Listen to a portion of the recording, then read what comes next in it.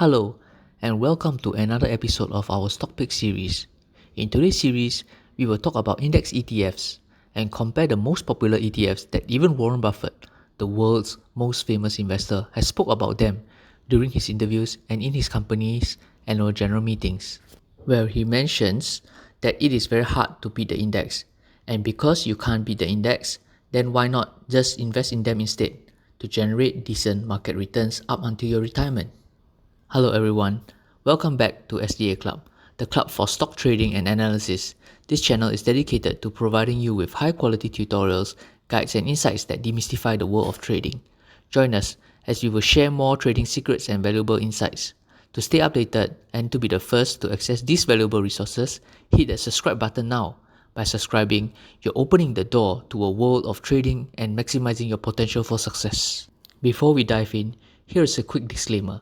The information in this video is for educational purposes only. It's not a call to buy or sell. So, what is an index ETF?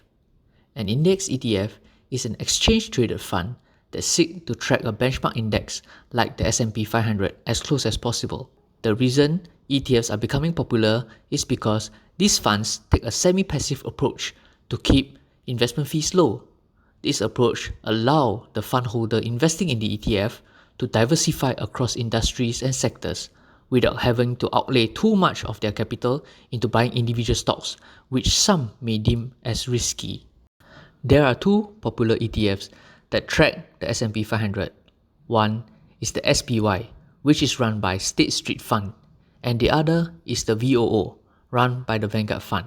Investors looking at these two popular S&P 500 ETFs often think over three vital aspects that make them different: the cost, liquidity, and performance matrix.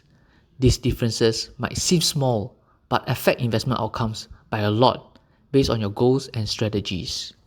So now, let's take a closer look at these three aspects in this video and compare both the SPY and VOO funds to find out which is better. Let's first look at aspect 1, the cost, efficiency, and expense ratios. The biggest difference between these funds shows up in their cost structure. So, where does the cost of these funds come from? These usually include management, administration, and operational costs that arise from managing the fund. VOO has a clear edge with its 0.03% expense ratio, while SPY costs more at 0.09%. The 0.06% gap looks tiny, but adds up over time and affects your returns. Both funds are budget-friendly matches for the broader market of funds, where average expense ratios usually range from 0.3% to 0.9%. Let's look at aspect 2, liquidity. So, what is liquidity? This is a measure of how easily an asset or security can be converted to cash or bought and sold without affecting its price too much. The liquidity and trading volume for the SPY leads by a wide margin in trading activity and liquidity. The fund handles about $27.1 billion in daily trades, while VOO processes $1.29 billion in daily trades. This higher liquidity for the SPY shows up in smaller bid-ask spreads, making it a little less costly to exit for the SPY. SPY's average spread is about 0.002%, while the VOO's average spread is about 0.005%. Before considering which of the two ETFs to select, we can zoom in to the third and final aspect, the performance matrix, and break them down a little deeper. Let's first take a look at the Sharpe ratio. So, what is a Sharpe ratio? The Sharpe ratio compares the return on investment with its given risk. A higher Sharpe ratio means a higher return for the same amount of risk. Therefore, investors will always choose a portfolio that has the Sharpe ratio for the same given amount of risk. Both the SPY and VOO show similar Sharpe ratio trends. Therefore, returns for both ETFs should almost be the same. We then look at the dividend yield for both the SPY and VOO. Which of them pays a better dividend yield? By looking at this table, with regards to its dividend yield trends, VOO seem to offer slightly higher yields as compared to the SPY due to the lower cost. This could amount to large sums if your portfolio is a sizable one and you are invested in the long term. Another performance metric we can look at is the volatility performance of both the SPY and VOO. So, what is volatility? Volatility is the statistical measure of how much prices of an asset changes over time. The higher the volatility means the higher the risk. The volatility of the SPY and VOO is almost similar and ties back to the similar Sharpe ratio trends that both funds have experienced. This means that both funds have similar risk profiles and the returns for both funds should also be the same. Is this true? We shall show you the historical returns of both funds later in this video. It is also important that we know what the weightages of the holdings of these ETFs are. Are they similar in weightages? Let's look and compare the top 10 holdings of both the SPY and VOO. What do we notice here?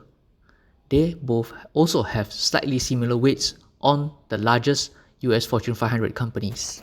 An interesting observation we can see here from this table is that the SPY copies the exact weights on the S&P. Therefore, does this mean that the return on the SPY will be superior to the VOO? Let's find out. From the chart shown here, we observe that the historical returns on the SPY versus the VOO does show that VOO seems to have a slight edge on its returns compared to the SPY. This edge against the SPY might seem small, but when invested long-term and in large amounts, could make a significant difference in your retirement portfolio. In conclusion, what does the data points we shared so far in this video tell us? Which ETFs will you choose if you want to invest and gain exposure into the US index? Many of you in this video might think that choosing the fund that produces the slightly higher return will be the most optimal choice, correct? Actually, in reality, investors will choose between SPY and VOO based on their specific needs. Active traders who make 22 or more trades annually might prefer SPY's superior liquidity despite its higher expense ratio, while long-term investors focus on wealth building and retirement planning may find VOO more attractive due to its lower cost and slightly higher dividend yield. SPY is also good for investors who may use the ETF for hedging purposes due to its high liquidity. Both funds use different structural approaches in their operations. SPY functions as a unit investment trust and has limited dividend reinvestment options. VOO's open-ended structure offers a more flexible dividend handling. These structural differences matters more to long-term investors who want to reinvest their dividends. These differences might look small to most individual investors, but they can affect long-term returns substantially. Your investment timeline, trading frequency, and financial goals should guide your choice rather than assuming one's fund is better than the other. There are other strategies that traders and investors employ while investing in index ETFs, such as using the more passive dollar cost averaging approach and also by technical analysis. We shall explore more of these strategies in another episode. Therefore, do stay tuned if you enjoyed the information you learned in this video. With this, I wish you all the best in your investment journey and see you in my next video. Goodbye.